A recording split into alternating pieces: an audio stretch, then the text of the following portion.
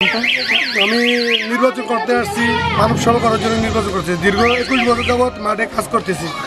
আমার বড় জ্যাঠা আব্দুর রশিদ কমিশনার 1975 থেকে 85 পর্যন্ত 10 বছর ক্ষমতা চালাইছে। আমার দ্বিতীয় জ্যাঠা আব্দুল মজিদ কমিশনার, উনি 2002 সাল থেকে 2011 সাল পর্যন্ত কুমিল্লা সিটি কর্পোরেশন দায়িত্ব পালন করেছেন।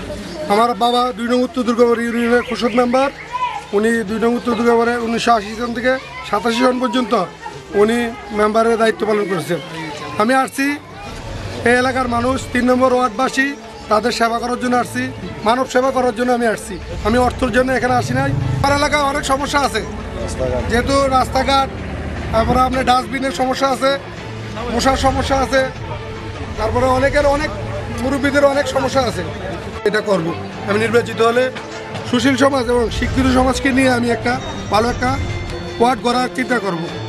আমি নির্বাচিত হলে আমার নির্বাচনী এলাকা শাসনগাছা, আমি শাসনগাছা রেসকোর্স কালিয়াজুরি। যেহেতু আমার এলাকায় মাদকের আগে ভয়াবহ ছিল, এখন মাদক নাই করলে চলে, যেহেতু আছে, এটা নির্মূল করার জন্য আমি যথেষ্ট সহযোগিতা এবং চেষ্টা করব এলাকাবাসীকে নিয়ে। একবার সন্ত্রাস চাঁদাবাজি আমাদের 3 নম্বর ওয়ার্ডে যাতে এগুলো যাতে আমি নির্মূল করতে পারি, এলাকার লোকজনকে নিয়ে, সুশীল সমাজ এবং শিক্ষিত সমাজকে নিয়ে এবং এলাকার যুব সমাজকে নিয়ে আমি যাতে এই কাজটা করতে পারি আমি নির্বাচিত হলে।